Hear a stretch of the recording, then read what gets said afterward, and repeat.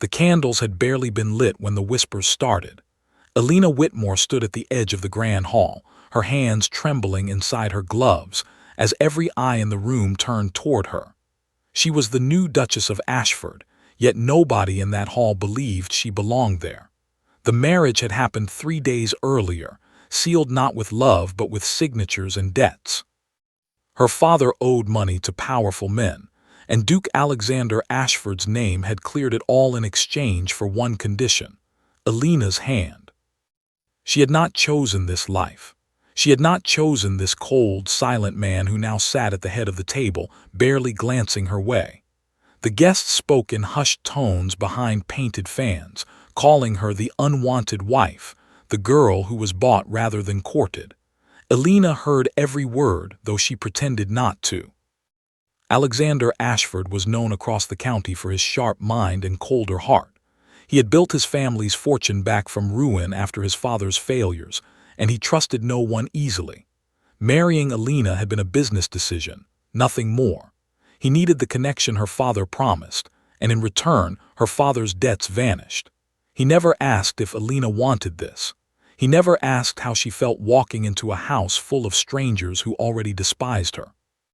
That first night, Alina sat alone in a room larger than her entire childhood home. The fire crackled, but the warmth never reached her. She thought about her mother, gone 3 winters now, and wondered what she would say if she saw her daughter here, dressed like a duchess yet feeling like a prisoner. Down the hall, Alexander stood by his window, staring out at the dark gardens. He told himself this arrangement meant nothing beyond convenience. Yet something about the quiet girl's composure at dinner, the way she held her head high despite the stares, unsettled him more than he expected. He pushed the thought away. Feelings were dangerous. Feelings had cost his family everything once before. The next morning, Alina rose before the household staff expected her to. She wandered the gardens alone, unwilling to sit in a room and wait for someone to acknowledge her presence. A young gardener, surprised to see the new duchess outside so early, bowed nervously. Alina smiled at him, genuine and warm, the first real smile anyone in that house had seen from her. Word spread quickly among the servants that the new duchess was kind, unlike what the nobles whispered. But kindness meant little in a house ruled by cold silence. Alina understood that surviving here would require patience she did not know she had. She was determined not to break, not to give the gossiping nobles the satisfaction of watching her crumble.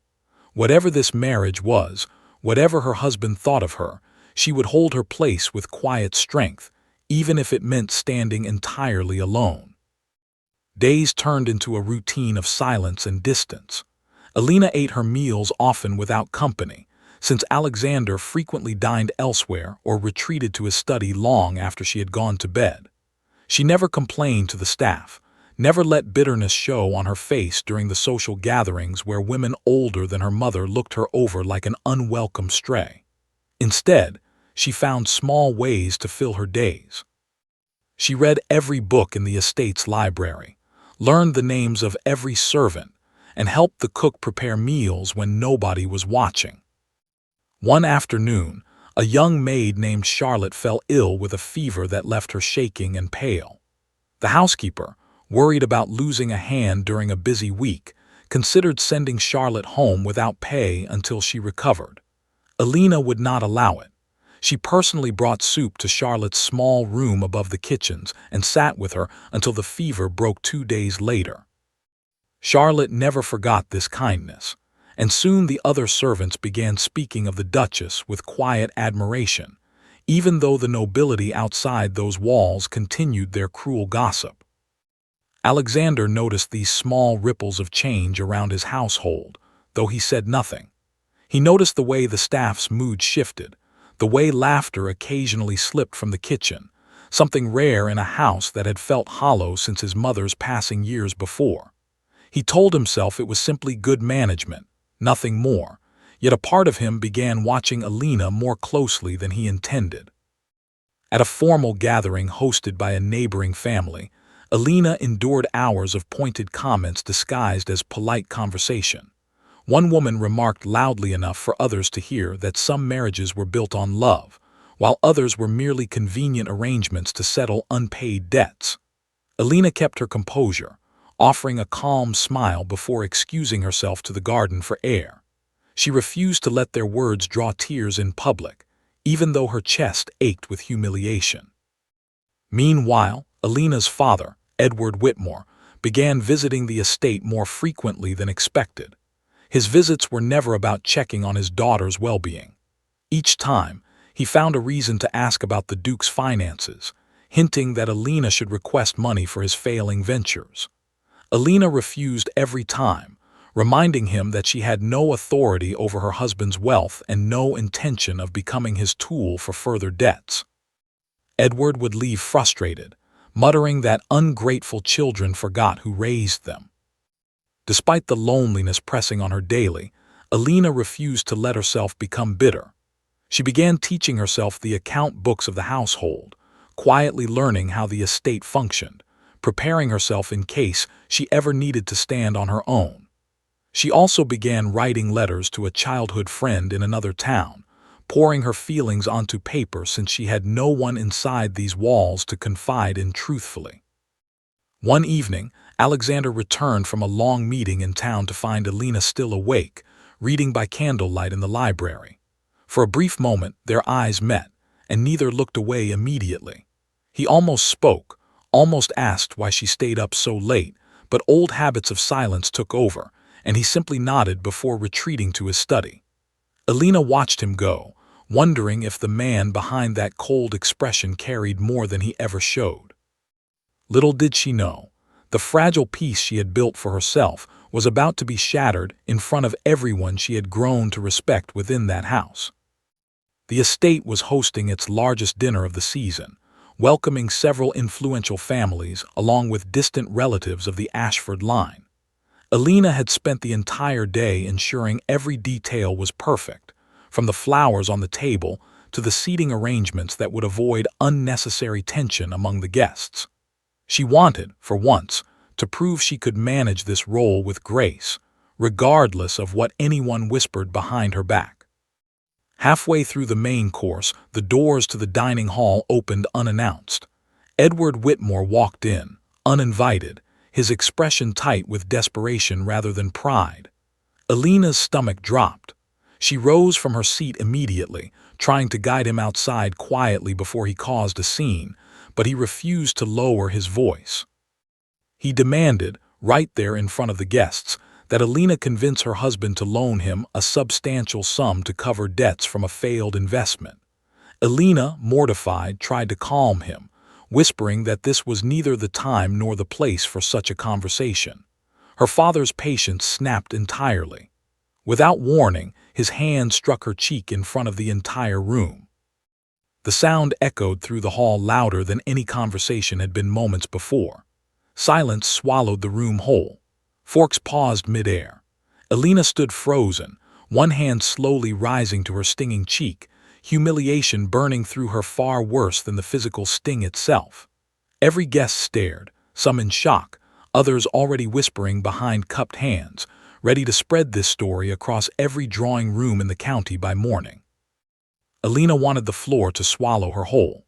She had endured months of cold silence, months of cruel gossip, but nothing compared to standing there, struck by her own father, in front of the husband who barely acknowledged her existence most days. She braced herself for more embarrassment, expecting Alexander to simply look away as he always did, treating this as another inconvenience beneath his attention.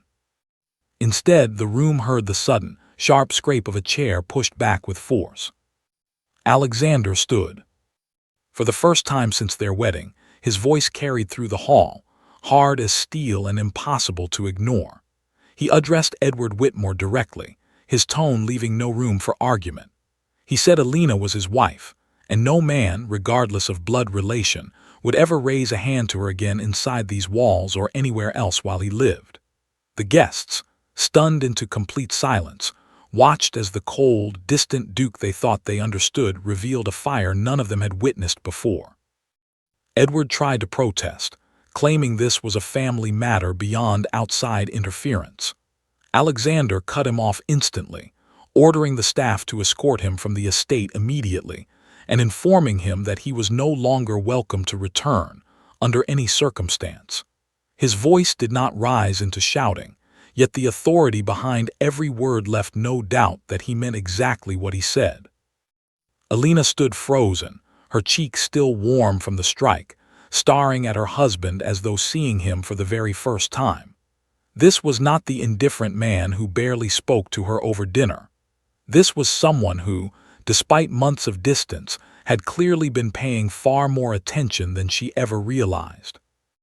As the guests watched Edward Whitmore being escorted out by two firm footmen, whispers began circulating once again, though this time, the tone had shifted entirely.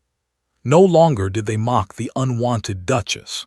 Instead, they exchanged glances of surprise, watching the Duke walk to his wife's side and gently guide her away from the table toward privacy, his hand resting protectively near her back. Once they reached the quiet of the study, away from prying eyes, Alexander turned to Alina with an expression she had never seen from him before, one filled with concern rather than distance. He asked if she was hurt, his voice softer now, stripped of the authority he had shown moments earlier in front of the guests.